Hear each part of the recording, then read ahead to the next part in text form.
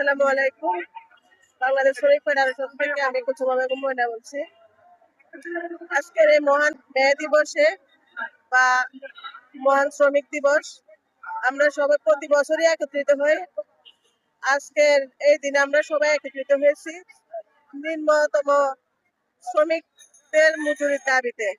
আমাদের প্রথম দাবি হলো শ্রমিকদের ন্যূনতম মজুরি বেতন 30,000 টাকা হতে হবে এবং আমাদের নারী শ্রমিকদের, যাদের নারী শ্রমিক আছে, নির্যাতন না হয়, শ্রমিকরা যাতে চাকরিজীবিত অবস্থায় নির্যাতন না হয়, তাদের ন্যায্য অধিকার, আমাদের যে শ্রমিকদের ন্যায্য অধিকার আছে সেটা আমরা যাতে পাই।